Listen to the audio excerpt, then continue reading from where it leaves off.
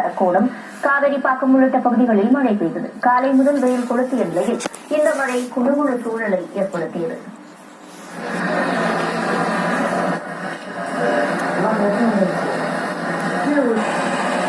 சிதம்பரம் அருகே புவனகிரி சுற்றுவட்டார பகுதிகளில் 1 மணி நேரத்திற்கு மேலாக பரவலாக மழை பெய்தது.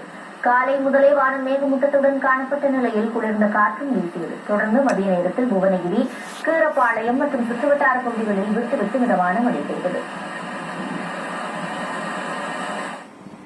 சாம்சங் தொழிலாளர்களின் வேலை நிறுத்தம் தொடர்பாக சென்னை தலைமைச் செயலகத்தில் தொழிற்சங்க பிரதிநிதிகளுடன் அமைச்சர்கள் பேச்சுவார்த்தையில் ஈடுபட்டனர். தொழிற்சங்க அங்கீகாரம், ஊதிய உயர்வு, போனஸ் உள்ளிட்ட 8 அம்ச கோரிக்கைகளை முன்வைத்து சாம்சங் தொழிலாளர்கள் 4வது வாரமாக தொடர் வேலை நிறுத்த போராட்டத்தில் ஈடுபட்டுள்ளனர்.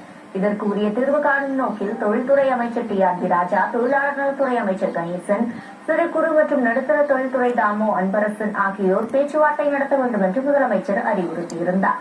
அதன் அடிப்படையில் நேற்று சாம்சங் நிறுவன மேலாளர்களை சந்தித்த அமைச்சர் டி.ஆர்.பி. ராஜா நிலுவையில் உள்ள பிரச்சினைகளை தீர்க்க பயனுள்ள உரையாடலை மேற்கொண்டதாக